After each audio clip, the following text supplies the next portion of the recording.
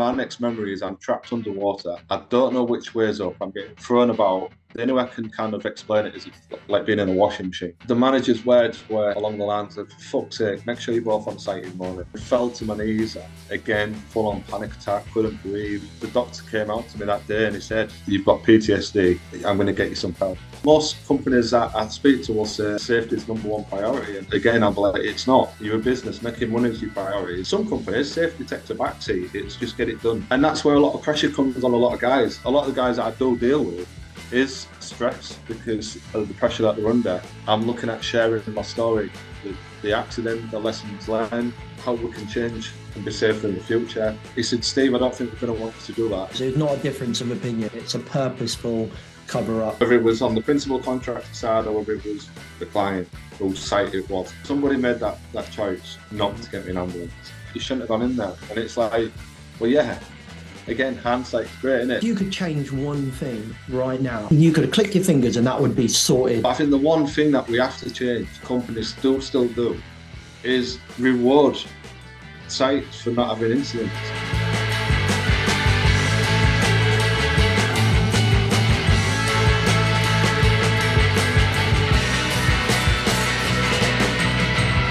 Hi Steve, welcome to the podcast, mate.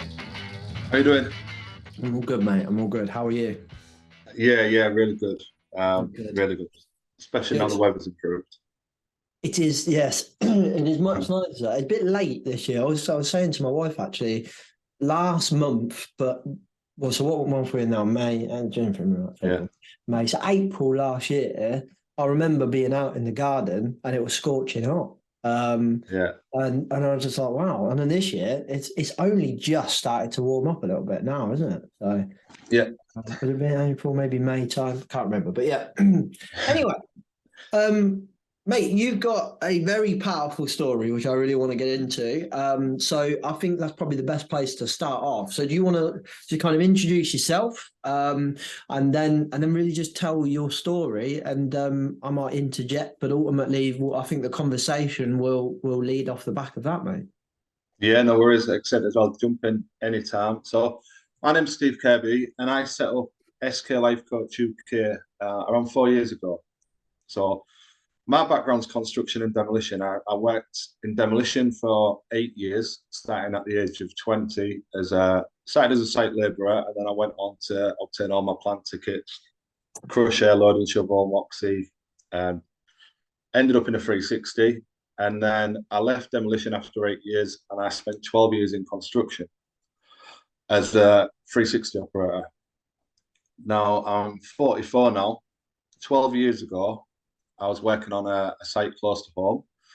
I've been on that site for a number of years, and the job we was on at that time, we were installing a fire hydrant system, a high pressure fire hydrant system on a petrochemical company, petrochemical site.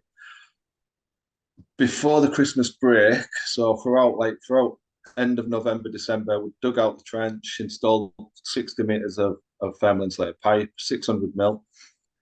And everything was going really well. The job, everyone was working well as a gang. The job went well. Then we stopped for Christmas, had 2 weeks off.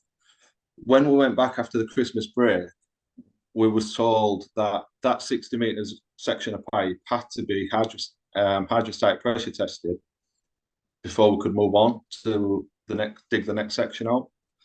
But my belief is they couldn't get anyone at that time. We were being so soon after the Christmas break to get a team in to come and test it. So they went through it with us. None of us, I think one guy had a bit of experience or seen hydro testing done before. And they brought an agency guy in. And this agency guy had a streetworks card, which apparently gave him the competency to be able to do this hydro test. He said he'd done it many times before. So we went through the risk assessment, method statement. Everything seemed really, really simple. It's 600 mil pipe, 60 meters long, fill it with water. Once it's full of water, put the compressor on and get it up to 28 bar of pressure. So we get us on site. We do our own on-site risk assessment, slips, trips, access, egress, all that type of stuff. And we decided, right, we was good to go, safe to carry on. Now, I was the digger driver. We had 5 other guys with us, ground workers. a standby man. And me being a typical digger driver, I had nothing to do until I could dig the next section out. So I got him a digger. It was thick snow. It was freezing. It was a horrible day. I got him a digger, turned the heaters on, and that was me. Just sat chilling. And then I was watching the guys. They started the test, started pressurizing, and at about 3 bar of pressure, uh, it it started leaking at the test plate. If you can imagine, like obviously a spigot end with a flange on, 24 nuts and bolts holding that in. The spigot end apparently weighed in the region of 470 kilograms, so it's a big chunk of steel. And it started leaking just near one of the bolts. So John, who had the Streetworks card, who apparently was a competent guy, said, right, stop the compressor, get in there, tighten up that nut and bolt. So they stopped the compressor. Jordan and Anthony, two young 18-year-olds that we had working with us, really, really keen. She goes into the trench, goes down the ladder. Trench is only about maybe 6.5 foot deep. Gets into the trench. You've got one sat on the spigot end holding a spanner, and one stood in front of it holding the other one to get the leverage to tighten up this nut and bolt. The tightens couple up where the leak was, jumps out. Turns the compressor back on. About an hour or so passes. It started leaking again at around 5 bar pressure. Again, same scenario. John stops the compressor, tells the young lads, jump in, tighten that up. It then gets to around lunchtime. We started this at like 8:30 in the morning. Got to lunchtime, which was 12:30, and it started leaking at 10 bar. Now, I'm sat in my machine, and I just felt something wasn't right. Like getting back in this trench, getting in and out, tightening it up. Is that really the way we do it? Should it be up to pressure already? Should it take this long?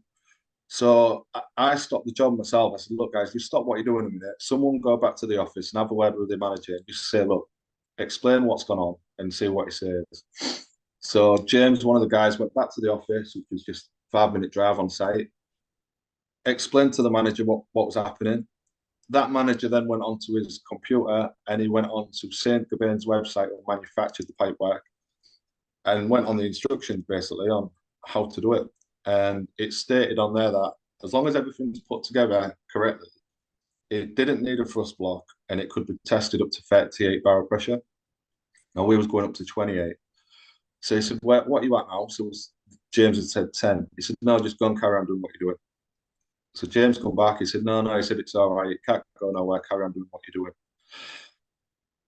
So the lads did, tied up at 10 bar. It then gets to 2 minutes past 3 in the afternoon. I remember it started leaking at 18 bar and it was bang on 2 minutes past 3 because I looked at my watch and I thought, I can't believe this. We finished work at 4 or pack up at 4 o'clock and we still had another 10 bar to go. And I'm sat there thinking, I ain't working late tonight. This is not, I mean, this ain't happening. So I jumped out my machine. I was physically stronger than both of these young lads. I was bodybuilding. I was about 16 stone at the time. And I said, right, guys, give me that harness. I'm going to go into the trench. So Jordan's laughing and like, here then, fatty, you go and do it. Because I used to call me fatty. So he's like, hey, fatty, you get in, you do it. One of the other guys had passed me the spanners, but I passed him them back as I put on the harness. Gets the harness on. I goes down the ladder. I enters the trench. My digger bucket's kind of behind me, and there's a live main running at 8 bar as well, a live water main, just literally touching my back in the space that I'm in. As I reached up for the spanners, because obviously I didn't take it, I forgot to take them. As I reached up for the spanners, the spigot end blew off at around 18 bar pressure. Now I remember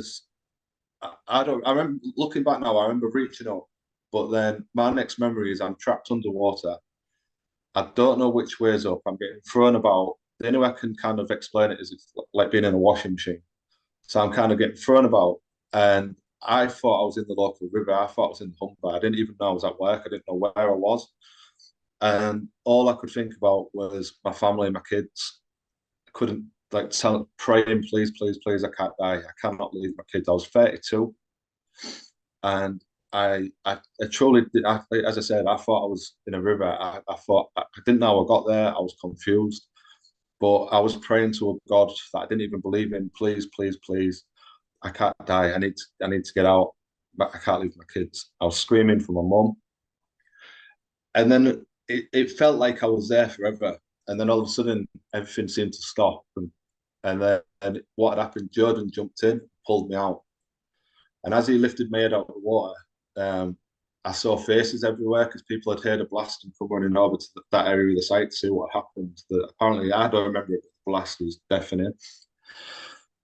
And they're all looking at me and screaming at me to breathe. Now, my face is a bit battered.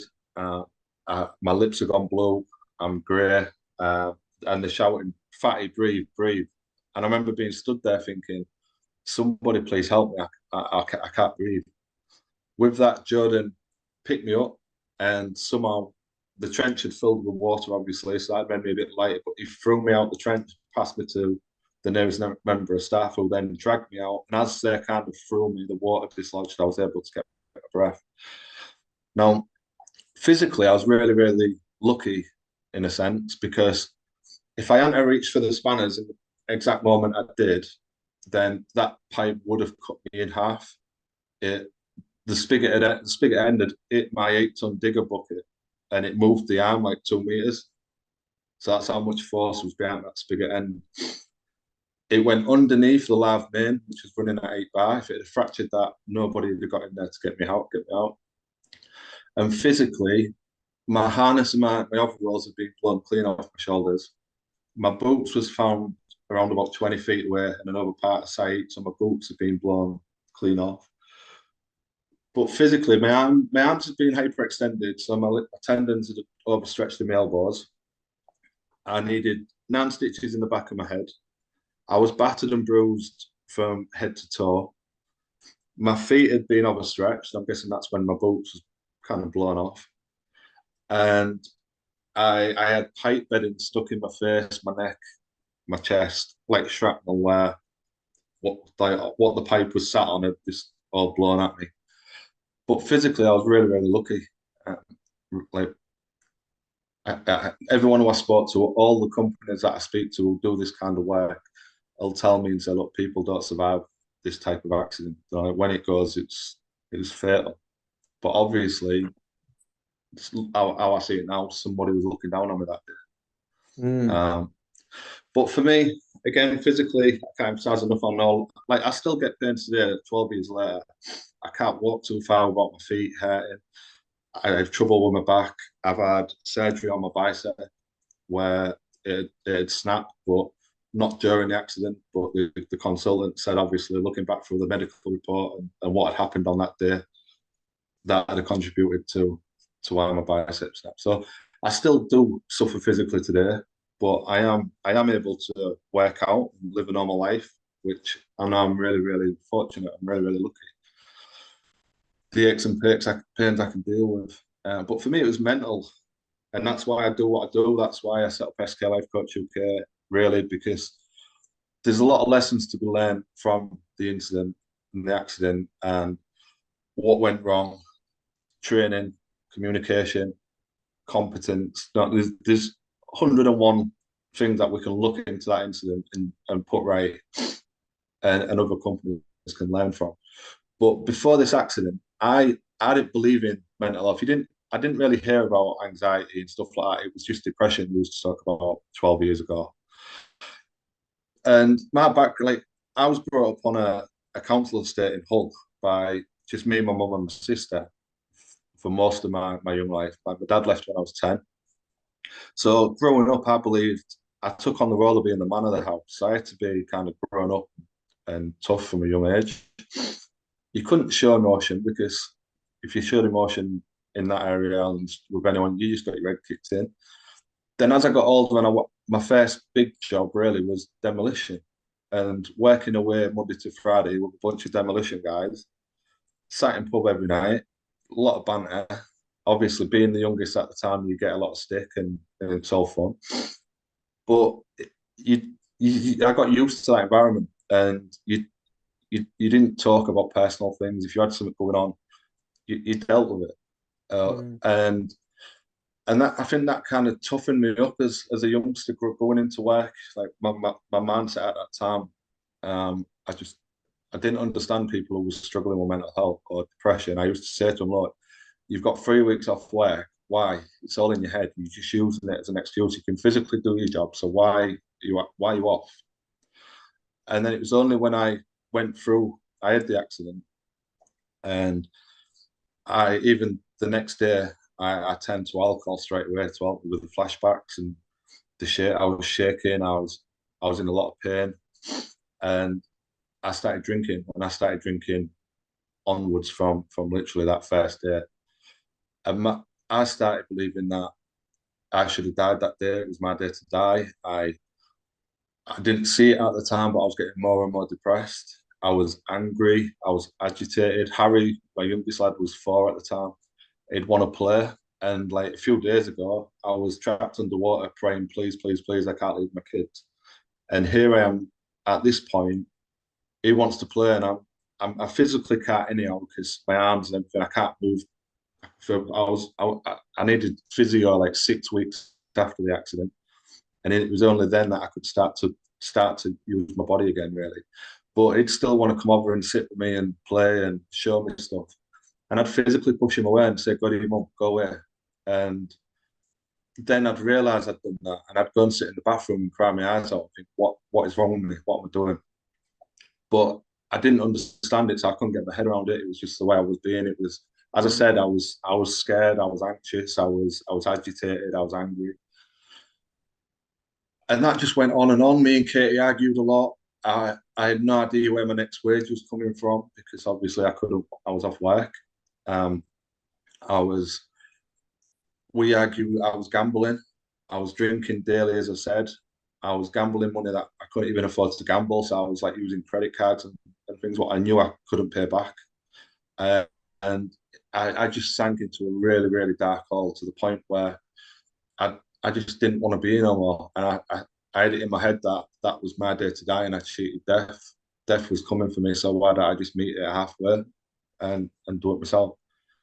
Wow. Thankfully, luckily, I didn't have the balls to do it.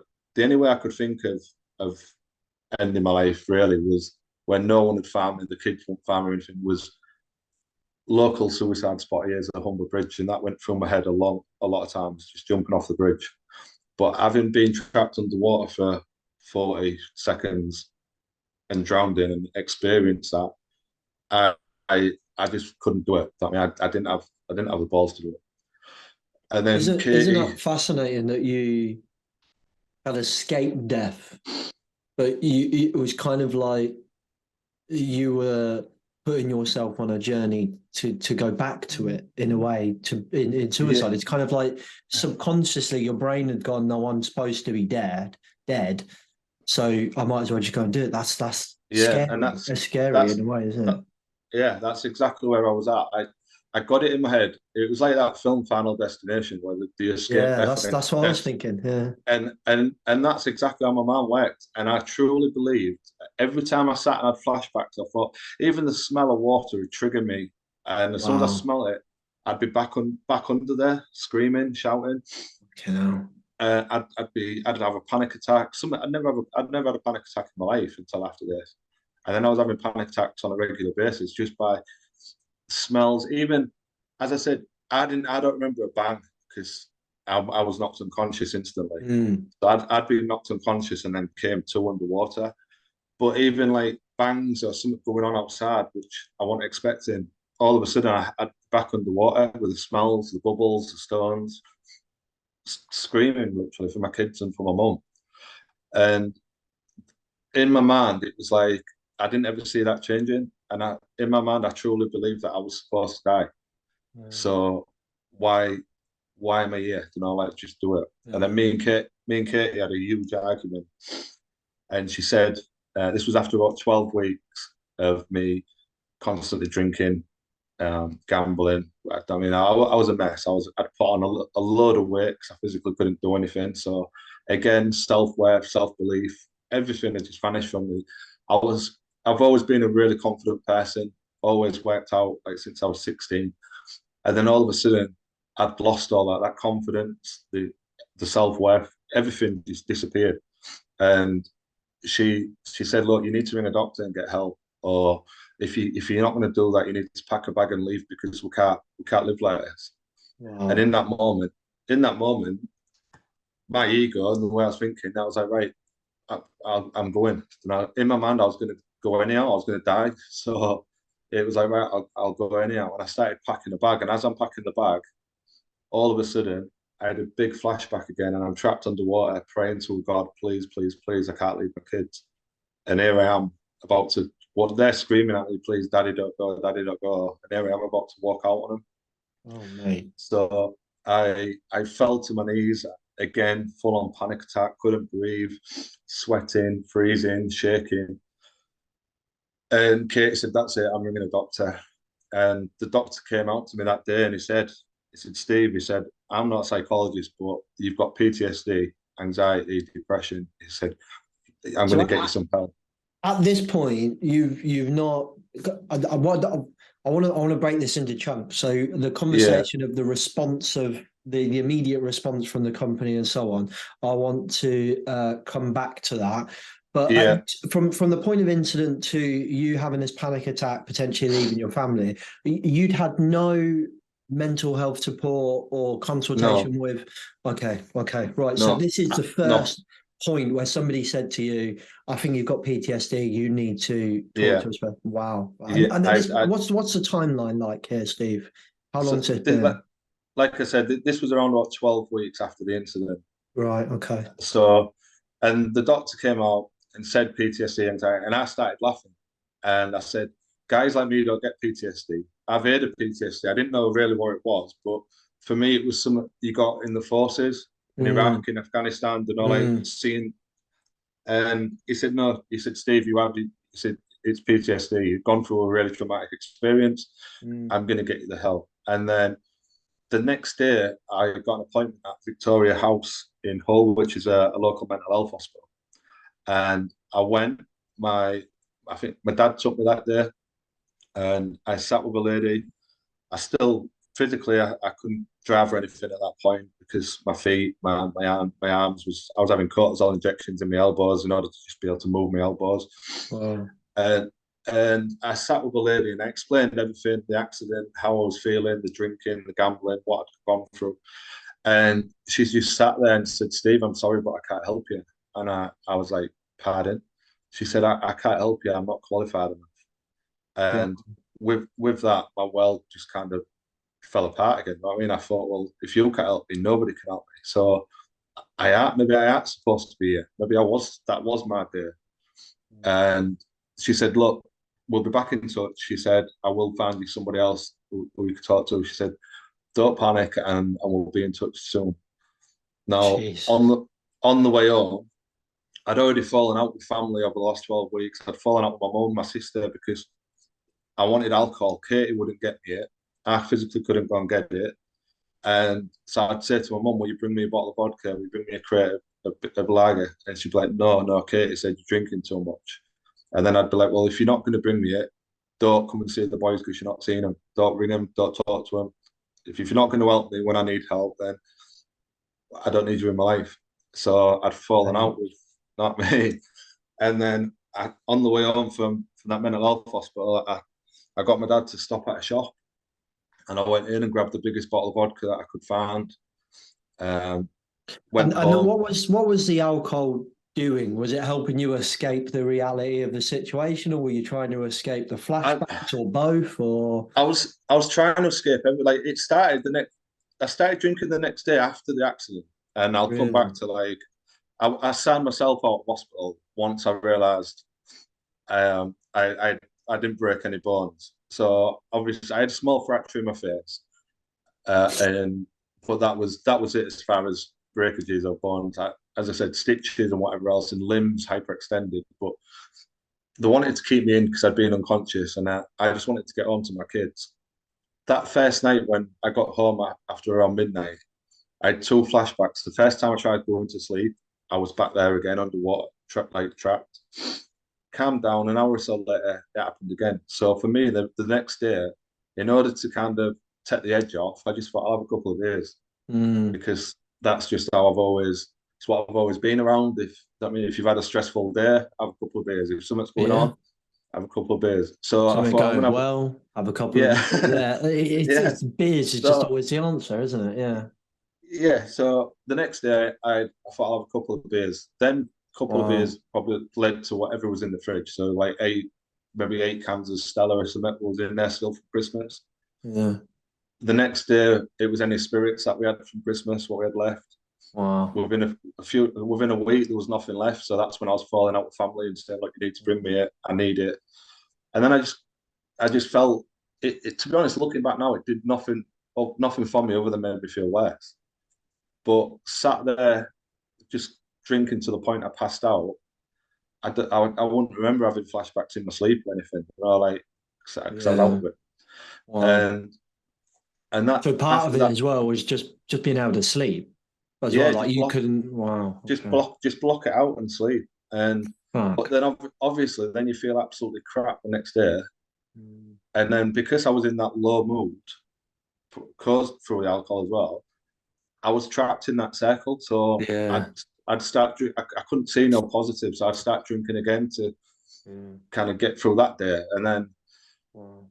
And I'd gone home with this bottle of vodka, and when I got in, I downed it, and I downed it hoping that I wasn't going to wake up. After this woman said she couldn't help, it was like Really? I don't know. But again, I woke up the following day, um, Katie having a go at me, Harry screaming, my head's all over the place, my head's pounding. I've got the worst hangover in the world. I'm aching everywhere. And then I got a message saying, "Can you come back to Victoria House?" I went back, got a lift from my dad, and this lady said, "Right, I've heard everything about it.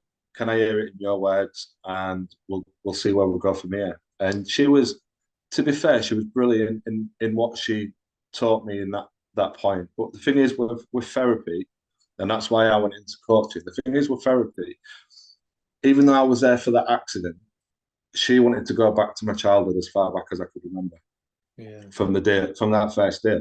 Yeah. And I was like, well, I've got no problems with my childhood. And she said, everything's triggered. The way you respond now is triggered from when you was a kid. Yeah. And again, being like, my dad left when I was about 10, and there's a lot of domestic violence and all sorts between my mum and dad. And then she got me reliving all that, which even to the day, even now looking back, I didn't need that.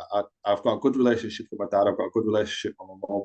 They even talk to each other. That was a long, long time ago, and that wasn't triggering anything. My trigger was that incident, that accident, Mm. and that's what kind of changed my world around. But and then as soon as my hour was up, I had an hour session on a Tuesday and a Thursday. So no matter where I was at emotionally, she'd be like, "Oh, Steve, that's it. Time's up. See you again Thursday." And I used to walk out of there feeling worse than when I walked in. Do you know what I mean? The situation. Looking back now, it was strange how it worked. But after the 3 months, when my quota was up through the NHS, she said I wouldn't take antidepressants because of the stigma at the time, and once you get on them, you don't get off them. And I was like, no, I don't want them, so I wouldn't take them. And she said, right, here's a prescription to fall back on. And she said, Steve, look, you've learned a lot. You're an intelligent kid. You've taught me some stuff. She said, when you go away from here, she said, go and learn about the man. Go and learn about yourself. Go and learn to understand psychology and mental health. And my intention, I got in my car. My intention was to go and park my car up and go to the pub and get wrecked. That was where I was at once I'd left. Because I Really? thought, Even after 3 months of yeah, cancer? I still want in a good place. I understood flight, fright, and freeze. So I understood why my body was responding the way it was responding.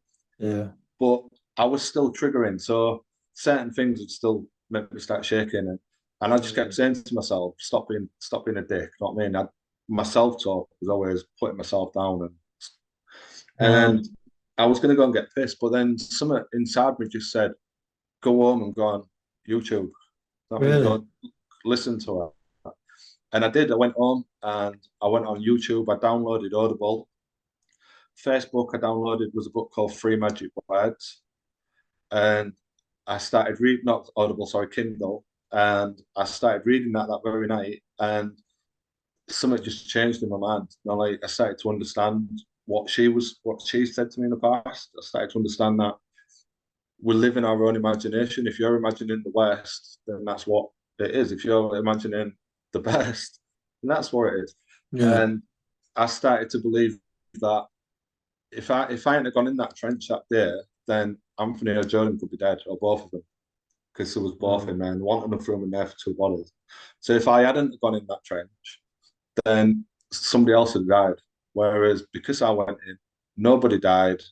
I'm still here, so it was meant to happen, and that's So when I you kind started of thinking. repositioned it in your head in that.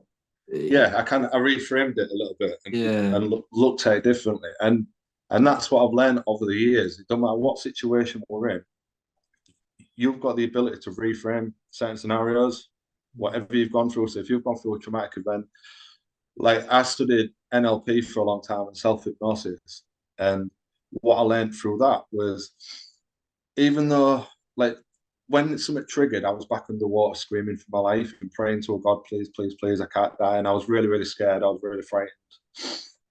I started kind of meditating, if you like, getting myself in a relaxed state and putting myself back into there in my own mind.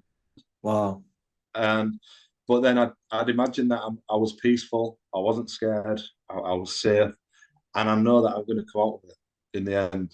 Wow. You know what I mean? So I was putting myself back then, but telling myself I come out of it, and then literally that stopped the triggers. That doing that and even though the brain don't know the difference between imagination and reality. So that's why sometimes, I mean, we imagine certain scenarios, we get anxious. That's where anxiety comes from. We'd keep going over memories of the past, we get depressed. But if you can, even though, like, I changed it, so I wasn't scared while I was underwater.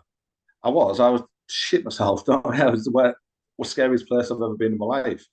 But sat in a relaxed state and putting myself back into that trauma and rethinking it and imagining I'm safe, I'm well, I know that I come out of it. It stopped the flashbacks, it stops all the triggers. In And that's go on. no coverage, sorry. Oh, No, I was gonna say that's sorry. You go. But that's kind of what led me to setting up SkLifeCoachUK. So 12 years ago that happened. That had have been like literally nearly a year later after I'd gone through everything and then got into therapy after 12 weeks. Then had 3 months of therapy. Then started reading and studying. And then I'd say for 10 years, well, before I set up SkLifeCoachUK, for a good 7 years, I'd read hundreds of books, listened to hundreds of audibles, done courses in hypnotherapy and NLP, CBT therapy. But at that time, I had no intention of setting up a business. I was just doing it for myself, for my own mind, to just keep evolving, to keep understanding.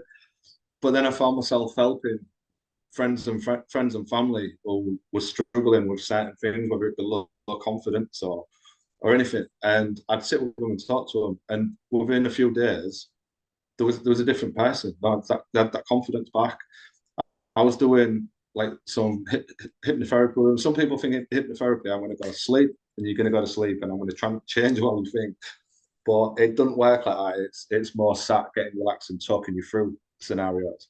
Yeah. And it's like if even my uncle's a really confident guy, but he works within the caravan industry and he's been asked to be supervisor like God knows how many times, loads of times throughout the years. And he wouldn't ever do it because he didn't have the confidence, even though he's a confident person and he knows his job. He was like, no, I don't want to do it. And he was telling me, so I said, so why don't you go ahead and do it? And he was like, because I ain't got the confidence. So I was like, you have. You're just telling yourself that you want. And then I used some hypnotherapy and got him to relax and got him to imagine himself being really confident. 2 days later, he went and asked for the supervisor job and he's now supervisor. So awesome. It's just how it's how we think. I mean, it's the way we put things in our own imagination. I want to do a really dickhead thing and try like get back into that moment just before it happened. So you're sitting in your cab, and it's nearly home time, and whatever you probably I've got to pick the kids up, or I've got to the pub tonight, or I've got training, I've got gym, I've got whatever. I'm taking the missus out for dinner, or it's just a normal day and I'm going home watch Game of Thrones or whatever. Like you get out of that cab and you go down the trench, kind of Did you feel safe in that moment? Do you have any inkling or any feeling in your mind at all that like, Before, when James had gone back to the office when it was leaking at 10 bar, I didn't feel like something felt wrong. Something didn't feel right. That's when I stopped the job and I said, "Look, guys, just somebody go and have a word." Now, yeah, it felt strange, and that's why I stopped. Once he came back and he said it can't go anywhere, the way it's designed, it don't come off. You don't need a thrust block or anything. Don't come off. So once I heard that, it was like, well, it can't go nowhere. So as I entered that trench, I felt totally safe. In my mind, right? it was gym I was going to that night. I could have gone to gym at any time, but there was just no way I wanted to do it any other time. I didn't want to work Yeah. there. And it was a case of, in my mind, all 24 nuts and bolts needed tightening because they was only tightening a couple where it was leaking and then getting out, and then it was leaking in a different place, and then there was getting in tightening it, and like literally moving around the flange. So in my mind, it was like, right, just jump in, tighten up all 24 and get out, and it'll get straight to pressure. And yeah, as I entered the trench, reached up, it blew in that moment. So, Because but you've yeah, that's literally gone from like normal day to like essentially a fatal situation in yeah, like in seconds. and that's why I share the story because I thought I was competent. Mm. The experience that I had in demolition and in construction at 32 years of age, I'd done everything. I'd demolished buildings myself in a high reach. I'd done everything you could think of within construction with a 360 with regards to whether it was digging trenches, digging footings, digging holes, leveling out, loading wagons. There was nothing. It was just work, and like all this was the method statement was really, really simple. It was all, even the risk assessment looking back now was just a generic risk assessment, which had been amended slightly for the job. The method statement, fill the line with water, had valves at both ends. Once there's water coming out the valves, close the valves, put the compressor on, get it up to 28 bar. It was so simple. It wasn't a difficult job. So therefore, I didn't overthink it. I mean, I didn't think anything. If I'd have known at that time what 1 bar of pressure was capable of, then I'd have probably thought twice, let alone 18. If I'd have known there was 51 ton pushing against that plate, I probably wouldn't have gone near it. But I didn't. I wasn't competent. I didn't have that It's easy knowledge. to say with hindsight as well, isn't it? Like, yeah, I'm curious to ask you actually, like with hindsight, with all of this that's happened, right? You've mentioned Ram's risk assessment method statement a couple of times. You mentioned the word generic there as well. Not not much has changed, if I'm honest. Like the majority of No, Rams no. are generic. Like when you look at, I don't know how much engagement you have with construction now, but like when if you were to go on a construction site now, I'm going to stab a guess, you probably see the very exact same weaknesses in the risk management approach to what was existing on the day of your incident. How does Yeah, that make you feel? it's angry a lot of the time, especially some sites I'll turn up at and they let me have a walk around. And I'm looking and I'm like, why is that the way it is? Why is this like that? You could do that in a better way. And some Yeah. of them can be like multi-million pound companies, not like small local businesses. And even just stuff like having hard barriers around, like scaffold barriers rather than little like, aluminium panels, small things. And it's like, why is that not happening? Why is that not within your budget for the Mm. scope of the job? It's and most companies that I speak to will say a lot of them say safety is number one priority, and I'll be like, it's not. You're a business, making money is your priority in order to pay the staff, get the job done, and gain a profit. Yeah. Safety's got to be on par with that. You know what I mean? You can't. Some companies safety takes a backseat. It's just get it done, no matter what, any way you can. Get this contract finished. Mm. But and that's where a lot of pressure comes on a lot of guys. It's like that's what a lot of the guys that I do deal with is stress because of the pressure that they're under to get projects finished by a certain Yeah. time. And through no fault of their own, they either haven't got the storage space or materials on site, or I mean, there's every day they're facing challenges, which is setting them back. But then from above, from the top, they're not seeing that. They're not counting all these challenges, what they're going through as supervisors or team leaders or whatever. And then they're getting it in the neck because they're behind on a job. And it's all got to be managed differently. It's got to be, I mean, you've got to account for everything. I know it's difficult because budget wise, money, there's a lot involved in there. But when it comes to safety, it's it's a job. I mean, you can't put people at risk, especially it's 2023. You know what I mean? We all know we've had got how many fatalities every year. I mean, on average, if you average it out in the UK, it's about 150 or I thereabouts. think 130 to 140 was the last calculation. But yeah. So and that's every year. Yeah. That and construction is the main chunk of that 130 to 140. And then you've got suicide, which is biggest killer in construction. Yeah. And we struggle to attach the chain of workplace stress to suicide. So to why that's happening. And there's got to be a lot more done, I feel, within, and it's like mental health. I read a post of you on LinkedIn, and you can put somebody through a 2-day mental health first aid course, but then that's not enough as a company. No, they say, no, we've got a mental health first aider. A lot of people won't speak to them anyhow because they work within the same company. If they're drinking too much, or they're being violent, or they're taking drugs or something like that, due to the stress that they're under to cope, like I drank to cope, then they're not going to speak to somebody within the company.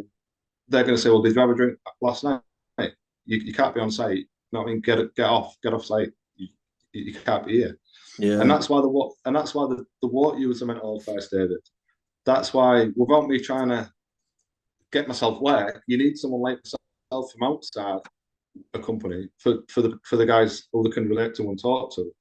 And then you'll get it out of them. Do you know what I mean? It's when I do my presentation, the amount of time, every time I do it, there's guys waiting to talk to me afterwards because of their own issues or what's gone on, or whether it's safety or whether it's mental health. And it's like, have you not spoke to the mental health first aiders? And they're like, no, I have to talk. I mean, some people do use them for kind of minor things or stress and stuff like that. But anything kind of more serious, they just don't want to talk to them because they work within the same business. So things do have to change. I think mental health first aiders needs to be looked at a bit more. They're not therapists or coaches, or they've done a 2-day course, and they're there to signpost people, basically to listen to them and to signpost it, and that's what that course is about. Yeah, it's about seeing the signs, being able to approach somebody and signpost them to the right place. But companies do need to be doing more than that. They need to have a company or a therapist or someone who they can then send that person to after they've been to a first aid. And as far as safety, again, I think there has to be more laws, because as we can go into with my accident, the HSE never even got to investigate that one. I'm really actually quite fucking dogs just going mad. 1 second. He'll shut up in a sec. There we go. I'm really keen to explore that bit actually. So can you take us all through what happened after the incident, how the company responded, how the team responded on the day, then how like the days after, and then as you just alluded to, the conversations that you have with the HSE as well. Yeah. So as I explained, when the accident happened, Jordan pulled me out of the trench. Harness had been blown off, overall else being blown off. I was battered, I was bruised. He threw me out the trench. I was able to get my breath. They sat me on the tracks of my digger to start with, and they was trying to lay me down, and I was in and out of consciousness. I was a big guy at the time. So they laid me down, and it took about 15 minutes for the client had their own on-site ambulance. So the ambulance eventually got through to, I think what was stopping everyone getting through to the emergency team was they was all on the same radios on the same channel, and everyone was pressing the button and shouting for help at the same time and blocking each other out. Right, yeah. And it took so the lesson from that is emergency, just have one open channel. So I mean, rather than everyone being on the same channel. But eventually they got through, and the on-site ambulance came out to me. And initially, I don't know if they just thought I'd fallen in the trench or something, because he was just real blasé. I was kind of still, according to the guys, I was in and out of consciousness. But what I remember, like, he came up to me and he was like, "Do you need an ambulance?" And I was like, I looked at him and I just, he turned up in an ambulance, and it was, I didn't know, I don't know what I was thinking, but they got me onto a bed, got me into the ambulance, put a gauge on my head to stop the bleeding because it said I had a big gash in the back of my skull. And then they stripped me naked because it was thick snow, it was icy, and I'd been trapped in ice cold water for like 40 seconds. The guys had already stripped all my top half off and put jackets on me to keep me warm. When I got in the ambulance, they stripped everything off. Then they realised they didn't have no blankets or no clothes to cover me back in. So all what they had on the side in the ambulance was a see-through hazmat suit, paper suit. So he stuck me in this paper suit and put a wet coat on top. So I literally sat there completely naked in a wet coat. Okay, now. It then turned on the sirens, and we went in blue flashing lights. We popped back to the medical centre first, just to go to the medical centre. And then they got me back in the ambulance. They found me somebody's trainers, which, because my feet had been battered, I couldn't get any on, couldn't get on. So they got me, I think there was about 5 sizes too big. Absolutely stank. I don't know where they came from, but he got me some trainers, and then got me back in the ambulance. And I thought I was on my way to hospital. And we was in the ambulance for about a few minutes, and they opened the doors, and I was in the car park, and there was a car park next to us, which was one of my friends, James, who was like a supervisor. And he said, "Right, take him to the nearest medical centre to get stitches." So the ambulance had took me into the car park. He then took me 10-minute drive to the medical centre on the estate. Nobody had rang through to let him know that I was on my way. So when I got there, reception was quite busy. The guy on reception had no idea who I was or what had happened. And he was like, "What's happening?" So James said, "Oh, he's been in an accident. He needs stitches." So he said, "Oh, just go and take a seat." But obviously we didn't know about all my other injuries at that point. Like my arms hyperextended, my feet. Right. They didn't really, all the shrapnel, like the pipe bedding in me. And I was sat there for about half an hour until it was my turn, till the nurse came. And then the nurse. And at this point, sorry, this is like a bit inappropriate, but are you still in a see-through hazmat suit at this point? I'm in a see-through paper suit, completely see-through. Like, you get like the white ones and you get the clear ones. It was the clear one with a wet coat. So I'm again just sat there. And then the nurse came through and she was like, "Steve Kirby." So James, yeah, he's here. So she came over, she took one look at me, and she said, "What the fuck are you doing here?" That was the nurse's exact words. She said, "You look like you've been beat up by 20 men." She said, "What are you doing here?" So I said, "There's a company not rang through." I said, "There's been an accident at work." So she's like, "No, nothing." So she checked all my blood pressure, and as you can imagine, everything's through the roof. She said, "Right, you need to be at the Royal Infirmary now. You need to be at A&E." She said, "I'm going to ring you an ambulance." So James said to her, by the time an ambulance gets here, which was like 20 minutes away from the hospital, he said, "I can have him there." He said, "So I'll just take him." So she said, "Right, do that then, but get him there now." She said, "I'm going to ring through and let him know that you're on your way." We sets off and we hit traffic.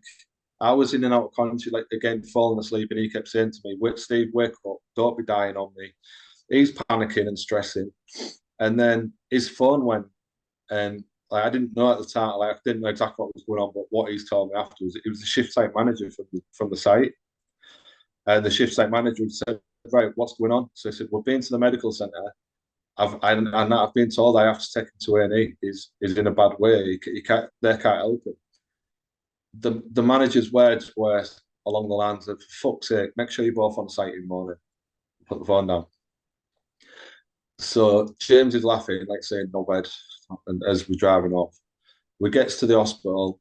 He helps me in because I can't physically walk, and then they rush me straight through. And then the accident happened just after 3 o'clock. Like I said, it was 2 minutes past 3 when I decided to get out of that digger, and I got to Hull Infirmary for about 6:30. So it was a good while. I mean, afterwards, with an head injury, they wanted to. They did all the scans, checked everything, stitched me up, got the pipe bedding out of me, and then they was looking for a bed. They wanted to obviously keep me in because I'd been unconscious, and I said no, I'm going home to my kids. All I could think about while I was there was my kids, and I want to go home to my kids. I'll be fine. So they wouldn't let me go to start with, and I ended up discharging myself and signing myself out.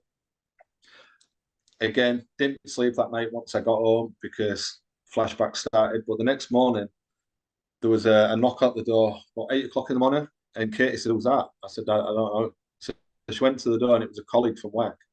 And he said, "Right, Steve." He said, "How are you doing?" I said, "Well, yeah, not great." He said, "Right, I've got to take you on site." I said, "Really? I can't go to work. I couldn't walk. My feet was battered. My legs. If you imagine the pressure of the water all hitting me in one go, my legs and my arms and everything was just black and blue, was battered." And he was like, he said, I need to take you. You've got to give a statement." So he helped me into the works minibus and took me to site. Made sure I swiped in for the turnstile. Like he scanned it and then did the turnstile. We drove in, and then I saw the managing director of the client, or the principal contractor, sorry, that we was working for, and he was like, "God, Steve, you look like shit." I said, "Yeah, I feel like it." I said, "Can I just give my statement and go, please? Because I can't be here." And he was like, "No, no." He said, "I need to speak to the other 5 guys first." He said, "We'll get you a coffee." He said, "I'll speak to you last." So I was like, "Well, when's that?" He said, "It'll be about 1:30." Bear in mind, this is like 8:30, 8:45 and what. He said, "Don't worry, we're not going to send you out in a digger out." He said, "Just go and get yourself comfy." He said, "And we'll be back." He said, "I'll have someone check on you." So they sat me in an office, and another supervisor walked by and like double looked and saw me sat there. And he walked in. He was like, "What the fuck are you doing here?" So I said, "Oh, they've told me I have to come in to give a statement." He said, "Yeah, I bet they have." He said, "Come on." He said, "I'm taking you home. They can come to you." And then he helped me back into a van and took me home. The following day, so the accident happened on the Tuesday. This was the Wednesday. On the Thursday, the it was the HSE guy, but also the boss of the client. He was like one of the main guys. He came out along with the principal contractor, one of their guys, as a representative to interview me and take a statement. So they did that. We went through everything, told them all the details, and then he said, "Right, Steve." He said, "Do you need anything from us?" I was like, "Well, not, no, like not really." And he said, "Oh, we'll be in touch." And then the next day, they sent an occupational nurse to my home, one of their own nurses who they got out and said, she said, "I've come to assess you because they want me to say you're going to be back at work on Monday, but I need to see you first." And she took one look at me and she said, "Steve, you're going to be off work for months." She said, "You're going to be off work for a long, long time." She said, like, I was sat there kind of like a pterodactyl. I couldn't move my arms and my thumbs was still, I was kind of stuck. She said, "You're going to need physio." She said, she said, "I don't know if they realise what state you're in." And she went away, told them, and then that was the last I heard of them for a while, for quite a bit. And then at one point, I think after about 5 months, I was going to go back, and I said, "Look, I can come back to work." And they literally told me not to for another month, as long as like work was quiet or whatever else, but not to go back. So I was off work for 6 months before I went back, and then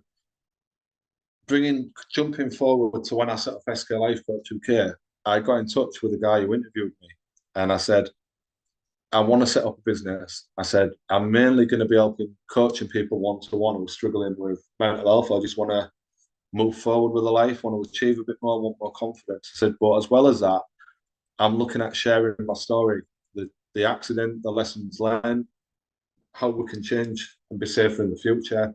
I said, just simple things like competency and confidence, difference. And I just literally put a bit of a presentation together. And I said, but I needed some information to show on screen so people understood. And he said, Steve, I don't think we're going to want you to do that. He said, leave it with me, I'll get back to you. But he said, I don't think we want you to do it. And I was like, well, you can't stop me doing it. You know, like I don't have to name no names of the contractor, the client, or anything else. It's just my story and the lessons that we can learn from that story, and also encouraging people to talk out about mental health. And he said, yeah, I'll get back to you. Anyhow, about 3 weeks later, I'd still not heard anything. I'd messaged him, I'd sent him emails, I'd I'd, I'd tried everything, and he was not answering me. So a guy I was talking to said, why don't you write to the HSE for the freedom of information, and they'll give you the full investigation report. Now I know there was a few agency lads working on that site when it happened, and there was a lot of people. Like the job got stopped, obviously, while there was investigating, and the job got stopped, and people got laid off. And so in my mind, it was all being properly investigated because, I mean, the job had stopped. Yeah, the site had shut down. Yeah, that part of the site had shut down. That part of the job had stopped until the reinvestigate until the investigations. So I wrote to the HSE. I explained who I was, the day of the accident, hospital appointment, like what time I got to the hospital, everything. And they got back in touch and said, I'm sorry, Steve, we don't know who you are. We've got no record of you. So I said, well, that's strange because I was off work for like 6 months. And they said, yeah, no, we'll look into it a bit more, but we'll get back to you. So I got off with them and I emailed the client boss again and I said, look, really strange, but how come the HSE don't know who I am? And then I've been trying to get in touch for 3 weeks. He rang me within 2 minutes and said, you've spoke to the HSE? So I said, yeah. I said, yeah. Fucking He phone said, work. Oh, yeah. He said, you spoke to the HSE? I said, yeah. I said, basically, I just want some information for a presentation. I said, but they don't even know I am. They don't know nothing about it. He said, oh, right. Do you want to come on site and we'll explain to you how we reported it? So I thought, well, yeah, like, some explanation would be nice. Anyhow, goes on site. Because I still know a lot of people on the site, he didn't want me going into the site. So I went into this little room in the reception area. And they'd even brought their HSE representative back, their safety guy from about like 12 years ago. He'd recently retired. And I was expecting to see like a laptop or a folder or some kind of incident report to go through, like what had happened. And they both sat there and he said, right, Steve, he said, basically, we didn't report it as a RIDO reportable incident because you didn't break any bones. And so I was like, right. I said, but I was off work for 6 months. He said, yeah, but you came on the next day. He was on site the next morning. And then they both kind of went really, really quiet. He said, so what we did, he said, we reported it as a dangerous occurrence. And he showed me this bit of paper, and there was a little box on this bit of paper, and it said, site operative had suffered minor injuries during a pressure test failure. And that was it. That's basically all it said in that box. So I looked at them two and I said, are you serious? I said, minor injuries. I said, even the pipe bedding that was stuck in me was bad enough to try and scrub out and get out. I said, then stitches. I said, I had cortisol injections in my elbows for 3 months. I had physio. I suffered with my mental health. And you're telling me that that's minor injuries. So he said, well, yeah, you didn't break no bones. So, and then I said, so if that was your son, your brother, a good friend, somebody else who was in that trench, and not just a number on a laptop as I was at that time, would that have been different? Would you investigate it differently? And they couldn't look at me. They both put their heads down. But looking back now, that's why they didn't call me an ambulance. They took me off site in their on-site ambulance. because if they'd have called me an ambulance, their on-site ambulance wasn't permitted to go off-site, so it could only work within the grounds. If they'd have called me an ambulance, then that ambulance driver would have let the police know, or would have then informed the HSE, and then it would have all been investigated. So in your So opinion, that from the get-go, this is a from cover-up? from the get-go, they spent ages even getting me off-site, getting the attention I needed in the first place, because all them big bosses was all had to get together and have a conversation with regards to what they was going to do. They had to decide whether to get an ambulance or not. The thing as well, though, is like they're turning around and saying, "Oh, you didn't break any bones," but like I just googled it just to double check to make sure I was correct. But I was like, it wouldn't even be the broken bones. It would, for me, it falls into a specified injury where any loss of consciousness caused by head injury or asphyxia. So asphyxia would be drowning. You're in the water and you lost consciousness, because everyone was saying, "Fucking wake up, wake up, wake up." That's what I mean. And all the witnesses are all there. They've all said that in the statement from when he's asked. I mean, I've got Jordan's statement, and it says exactly that. Steve was in and out of consciousness, and and even if you said, "Oh, we didn't quite go unconscious," for me, it falls into any other injury arising from working in an enclosed space with lead to hypothermia or requires resuscitation or admittance to hospital for more than 24 hours. Yeah. So either way, you could say, well, you only went to hospital for a little bit, then you went home. Well, for me, I think one of the issues we have here is that there's an all-round avoidance to report riddle. Like, we see it as a negative thing. Like, oh, don't report riddle. Yeah, well, just how report. I see it, they had 2.some million man hours about a lost time incident, and this is what I've spoke to a top manager who was a manager at this company but on a different site, and I've met him. He'd retired since, but he was working at the time of that accident. I told him everything about it and it not being reported and not getting me an ambulance. And his words was, from someone who's worked within the top end of that business, was, Steve, if they'd have reported it, they'd have lost. If you wouldn't have gone on site the next morning, if they hadn't sent someone to pick you up and bring you in, they'd have lost them millions of man hours. Now, if they lose them millions of man hours, there's a few guys sat at the top of that tree, or at the end of that year, would have missed out on a big bonus. He said, and that's what it boils down to. He said, it comes down to KPIs and protecting stats and figures and safety records and all that aspect of it. He said, but that's what it boils down to, is them guys wouldn't have got the end of year bonus. He said, even if it's not in a bonus, it's still very common for it to be in the contract. He said, you've got a big company contracting a medium company to a small company, it'll say on there, like, no riddles. We won't renew a riddle. And the thing is, like, I preach when I do my presentation, I'll tell everyone, look, if something happens on site, report it yourself if you need to. Like, make sure there's a record to learn from. 3 months after my accident, a guy on Skanska, a similar incident for Skanska, who I do a lot of work with, guy died outright at pipe failing at 3 bar of pressure. Now, if my accident had been reported, and that's why I bring all this up in my presentation, not just about the blame on them for not reporting it, but if it had been reported in the right way, then the HSE would have probably put out a newsletter or a briefing or something with regards to doing this type of work. And there'd be lessons learned from it, and they'd say, make sure you follow this procedure. If that had happened, there's a chance that guy 3 months later might not have done what he did. Or the company would have stopped him doing what he was doing and put him through training to do it in the right way. It could have saved a life.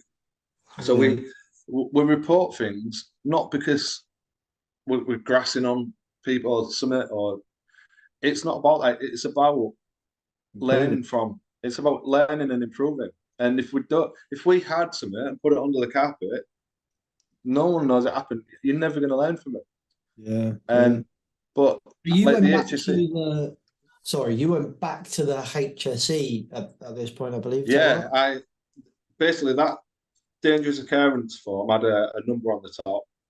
So I said goodbye to them two at the table, and he even had the cheek to say, "Hope all goes well, Stephen. We might book you for the next shutdown to come and talk to the guys." And I thought it's never going to happen. What And I went dickhead. I went away and I spoke to the lady who I was dealing with at the HSE, and I give her this number off this dangerous occurrence, and I explained they didn't report it as a video reportable accident, blah blah blah, because they got me on site the next morning. Then I was off for 6 months, and I didn't break any bones apparently. So she put this number in, and she said no, they haven't even reported it as a dangerous occurrence. If it had been reported, that'd be on our system, and it's not. She said basically they've done that for in-house, to kind of cover themselves in-house. So that number was their own internal spreadsheet or system? Yeah, or whatever. it was something they'd put, but it won't. If it had been reported, then the HSE would have had that. When they put that number in, that had come up. And she said it hasn't been reported. So that's what happens now then. So she said, I'm going to pass you on to one of my colleagues. She then passed, one of her colleagues got in touch, had a chat with her, and then she passed me on to someone even more senior within the HSE. And he rang me up and was talking, and he said, how long ago was this? So I said, 2011. He said, right. He said, I can't do it now. So I said, pardon. He said, can't do nothing about it. I said, what do you mean? He said, anything over 7 years, we can't go back to. It's done. So I was like, so they've just get away with it like that. He said, yeah. He said, basically, he said, 7 years, we can't do nothing. How does that make you feel now, even though you're kind of matured and you've gone through all this massive journey, this huge impact on your family, you've turned it into a good thing, you're helping people improve their lives off the back of it now. So you kind of reframed it as a very thing, but ultimately it was still a very negative event and it's had a lot of impact. Having no ability to hold a business to account, how does that make you feel? For a long time, well, for the first few years, I didn't really think about it. I even went back and then I worked for a while. I still worked on that site. And all of these top guys who was part of that in-house investigation, what we did, and chose not to report it, walking about in the suits and everything, they all knew me. Some of them walking down up the road, they'd be like, all right, Steve, how's it going today? How are you doing? How are you doing? Before that, they wouldn't even look at me. Do you know what I mean? They'd go straight into their offices and that was it. I'd see him in the canteen and they'd talk to me like it was my best friend. You know, how's training going? Are you able to lift weights yet? Are you doing this? Are you doing that? And so it was only later when I kind of thought about doing SkLifeCoachUK and I looked back into it and I realised it wasn't reported. Then I just thought I meant nothing. Do you know what I mean? And it was about me for a little bit, but then I started to think, like I've just said, how do we learn from it if they're going to keep it quiet, if it's not going to be reported? And then I kind of got more and more angry knowing that the 5 guys that I know was investigating it was the 5 guys that would have got a nice big bonus that year. And it was the company is a massive multi-billion-pound company. I mean, we're not talking a small company. And they're now most of them are working for different principal contractors all over the place. And they've just kind of gone on with their lives. And it's like, are you still doing it that way? Do you know what I mean? You're very high up within the company that you're in. Are you still choosing to just cover stuff up, to protect safety records and protect your KPIs, basically, you know, to keep everything looking right? Yeah. Are you still doing that? Because it's not, and it is one. But as far as anything, I'm a big believer in karma and what everything happens for a reason. Like what I'm doing now, I'm passionate about, and I love it. And they're probably some of them are on my LinkedIn. I've made sure that they see it, and they're probably, I'm a reminder to them all the time. I mean, kind of what they did wrong. So hopefully they see some of it and they've realised it and put it right and they've learned from it. Or eventually something will bite them on the arse and it will come back to them.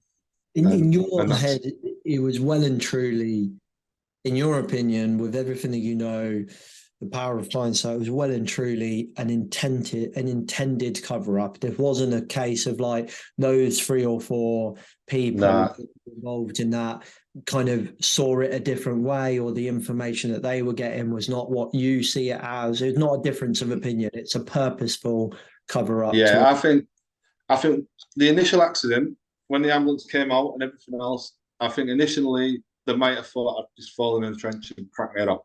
Don't know, like they didn't realise I was actually stood in front of that and it blew and then I was trapped and all the rest of it. Yeah. So, like for that part of it, I think.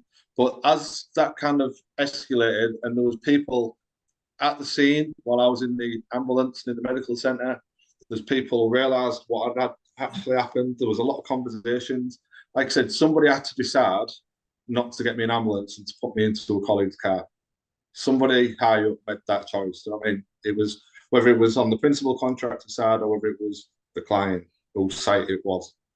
So somebody made that choice not to get me an ambulance. Somebody said, right, we need to get him on site in the morning, just turn up at his house. The shift site manager was a client, had already said on the way to the hospital, make sure you're both on site tomorrow. So there was discussions about me being there, and having to be there. Yeah. So and the more I look back now and I realise why they didn't get me an ambulance, speaking to this manager from a different site, and he said he should have known about it. And it was kept in-house. Even after the incident, obviously people knew of it, but you'd have thought they'd have done a lot of toolbox talks and to learn from it. And it was just covered up. No one spoke about it again. But so there wasn't even really a juicy internal investigation. There wasn't even anything like that. There was just kind of like, oh, I've got a little paper cut kind of. Yeah, they did look into it and they did retest that same pipe, but they did it in a workshop condition and it went up to pressure absolutely fine within no time, as it'd be expected to. But because on site we didn't have the experience, we had one guy who reckoned he'd done it before. We didn't have the training. Over the Christmas break, it was in 4-meter lengths and a few sections had risen as it had flooded. So that full area had flooded. A few sections had risen. And then there was air traps in there. And that's why when we come to pressurising it, there was air traps in the pipe other than just water. And also the spigot end was a compression fitting. So I had like a bead weld around it, slotted into a collar, and then that gets tightened up to a certain torque. Now what had happened, the guy who tightened that up didn't realise it only had to be at a certain torque, and he did it as tight as he could get it. Over-torqued it, right. Okay. So by doing it as tight as he could get it, it damaged the bead weld, what was keeping it in there. It weakened the bolts, the nuts and the bolts, and then with the added pressure of the air in there, that's what it all contributed to. How do we know all of that? So who discovered all of that stuff that you just said? Is that just you and the people that you know? No, while I was off, like I said, they retested it all. Right. And then that's what came out. That was the outcome in the end. They said, because of obviously they checked it before they moved it. If that manager had come out at 10 bar and looked at that pipe, he'd have known that had to be sat level. But he didn't come out. He stayed in his office and said, it's fine, carry on. Right. So again, if he'd have come out, it'd never have happened.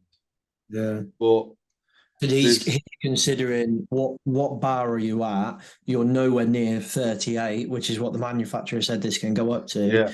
We're only going to 28, so there should never be a problem. He's not had the wider context of, like you were saying, it had loads of air bubbles and so on.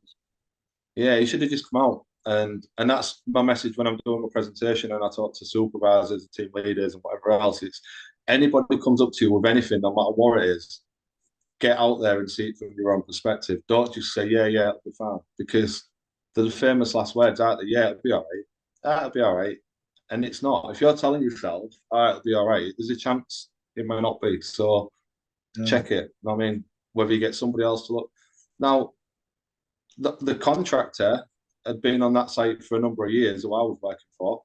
And because of that incident, they hadn't said outright because of that incident, but I've heard from other management while I was on there and people, they lost the contract on there, which was a multi-million-pound contract. The guy who told us to carry on, he lost his job. So the repercussions, the ripple effect from that accident, as well as everything I'd gone through and whatnot, a lot of people got 2P'd over when the new principal contractor came in.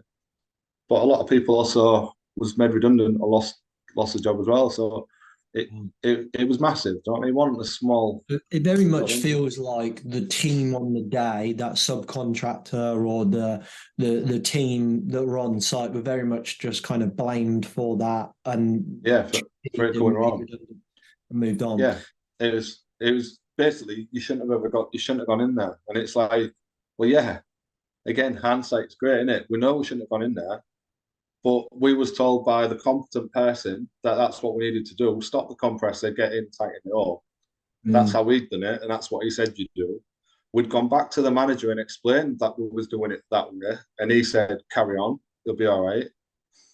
So yeah, hindsight, I should have never got in that trench. Neither should the Anthony and Jordan, but we did, and it went on. But that's where training and communication comes into it. If we'd have had any training in that, we'd done it the right way, wouldn't we? We wouldn't have gone there.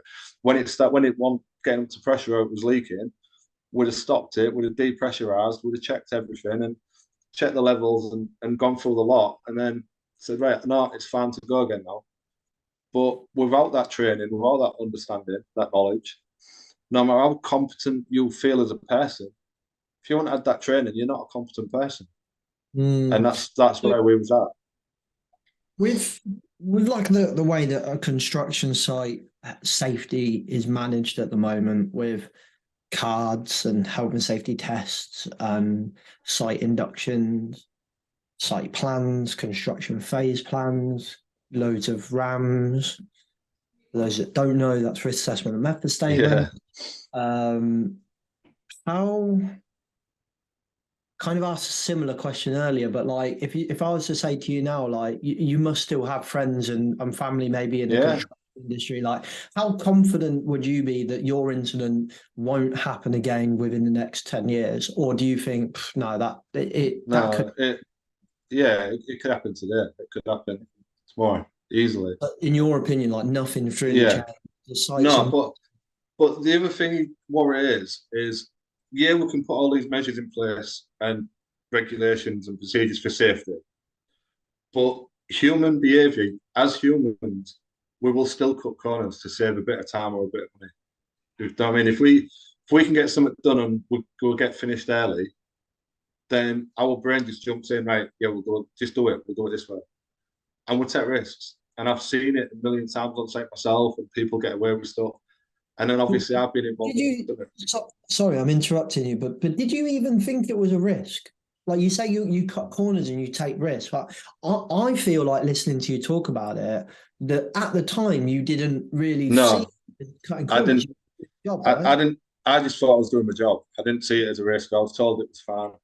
And that's where that's where accidents do happen, obviously. Like I've said, lack of training, lack of understanding.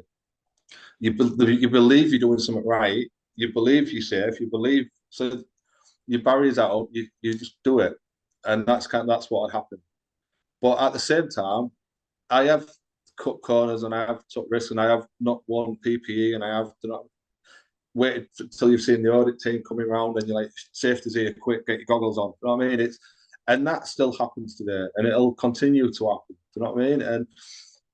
But it's like on that same site, you'd like to think that things have changed. You've got a different principal contractor over a massive, massive company. They've been on there a number of years now, and you'd like to think the site worked differently. Whereas back end of last year, my uncle is a scaffolding manager and is stood on the side of the road near his van, and near a van, and there's a guy coming along in a mute in a manual working platform, and the sun's in this guy's eyes, so he's bouncing along in his basket, going along, sun's in his eyes, doesn't see my uncle stood there. Front wheel goes straight into the back of his legs, literally from his boots, like kind of pinned to the floor, and then the wheel carries on and it starts kind of stretching his legs, if you like, because it's going into him. Jeez. My uncle screams out, and the guy stops. And luckily, he stopped exactly when he did, because apparently millimeters more, he just snapped both legs. He like definitely.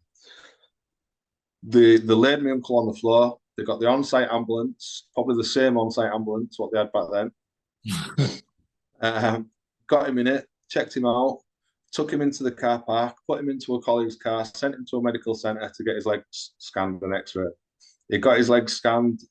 He had some small tears and bruising, but other than that, it was fine. Doctor said any more, he would have they'd have snapped, but he was really, really lucky. The next day, they sent somebody to his house, picked him up, took him on site, wrote a statement as to what had happened, and then he got put on late duty for the next couple of weeks. So he just sat in an office and didn't have to do that. But again, nothing was reported. Nobody else knew. And that was literally months ago. I mean, same site. My accident happened 12 years ago. So does it still happen? Yeah, 100%. And Wow. and that's what's got to change. I mean, we can't Wow. just be putting people on light duty when something's happened because cover up. Again, though, to be honest, if you're changing someone's role and you put them on light duties and that's more 7 days, that's a fucking riddle anyway. There's just a Yeah, yeah. Why they having to do that? it's still a fucking riddle. You think that you're playing a game and you're fucking not. No. Anyway, you probably kind of just said it, but I'm keen to kind of put you on the spot a little bit. And like the idea of rebranding safety is to kind of air stories like this Yeah. and kind of try to improve how we do just by driving more, exposing more conversations and situations and stuff. But if you were going to try, if you could change one thing right now, like you could click your fingers for health and safety at work, even if you wanted to like mental health at work or anything like that, what you could click your fingers and that would be sorted to perfection. What one thing would you pick? Because there's a million and one things. Yeah, I Yeah. know. I know. That's why I'm putting you on the spot. What would it be? Because there's so much in your story that we can pick out. The response from the legal compliance point of view, the response from the moral point of view, the managing of the risk of the accident, the planning of the job, the PTSD, the support, the mental health first aid, all of that stuff. There's so much in it. But which one would you want to see change tomorrow? I think one thing that has to be changed, like, is obviously safety it is evolving and it is improving, and it has improved a lot over the years. And a lot of companies who I speak for, like Skanska, Costain, some of the ones, they are genuinely trying to implement the best procedures and do the right thing and spending a lot of money on safety. But I think the one thing that we have to change, what companies still do, is reward sites for not having incidents. So, I mean, they're offering some kind of some kind of reward to keep a good safety record. And And you want to stop that. I want to stop that. By doing that, you're encouraging non-reporting because they're not gonna get the reward, or whether it's a financial reward, it doesn't matter what it is. You don't reward somebody for having a great safety record because that's just encouraging not to report any incidents whatsoever. And what we have to do is we have to learn from it. Even small incidents, even if a dumper topples over us with no one on it, don't I mean? Or a Moxie dump truck, the back ends are designed to go over, but if they go over, it gets reported. It goes in a system. We understand what's happening. If someone cuts a finger, I know the story on LinkedIn of a guy who cut his finger at work and it wasn't reported. A couple of weeks later, it got infected and he got sepsis and he died because of a cut finger. Shit. And his family, there was no, they couldn't prove that he'd done it at work. You know what I mean? And Fuck. it's things like that. Everything's got to be reported, but people don't report things because they don't want them on that safety record. Yeah. Because people are getting rewarded for having great safety, and Yeah. and that again, it just encourages non-reporting.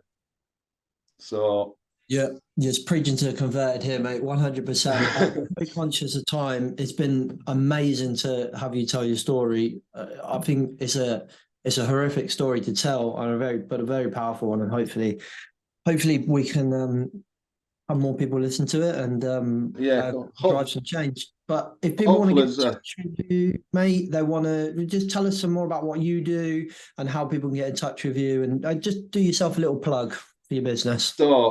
so if you're looking for one-to-one coaching, whether that be hypnotherapy or just like confidence, you want to move further in your career, public speaking, you're nervous of all that type of stuff, then obviously the coaching side of it, message me through my website, which is www.SkLifeCoachUK.com. You can follow me on all social media. Again, SkLifeCoachUK, which is just Steve Kirby Life Coach UK, and LinkedIn, which is, again, if you Google SkLifeCoachUK, I'm across there. As far as the story, I shared a presentation all over the UK or Ireland. I've been flown out. I'll go anywhere basically to tell the story, and because I know the importance of the lessons that are there to learn from it. And it doesn't matter what sector we're in, whether it's office staff, whether it's construction, whether it's demolition, whether it's factory, whether it doesn't matter. Accidents can happen on any site, and it's all down to us as people. Do you know what I mean? And the situations we put people in. So if you're looking for a speaker to come and share a story, which is, as you've heard here, quite hard hitting, relatable, but does 100% make a difference, then again, just reach out. Any of my social medias on my website, drop me a message, and I will come and speak to the teams. Amazing. Thank you very much, Stephen, for coming on and sharing your story, bud. I really appreciate it. No, I've enjoyed it. And again, talking about it a few years ago, I'd be a nervous wreck. Even when I first ever started talking and doing, like, sharing it out, for some of them companies in the beginning, I bet they thought, what are we paying for? Because I'd get all shaky and sweaty, and obviously I'm reliving it, so it brings back a lot of emotion and a lot of. But I think where I'm at now, and where I'm at as a coach and as a person and dealing with some stuff like that, I am in a lot better place. So yeah, I enjoy sharing it. 'Cause I know even if one person out there is listening and struggling with a mental health or stressed, and now they're going to reach out. If I hadn't reached out eventually, if I hadn't rang that doctor, I wouldn't be here no more. I would have found the strength to end it, because that's all I could think about day after day after day. But I did reach out, and now I'm in a totally different life. I mean, my life is completely different, and I've never been. I don't have a negative thought. I mean, I've trained myself. Everything's positive. Whatever we go through, if something bad happens in the day, you take a lesson from it, and you move on. You learn from it.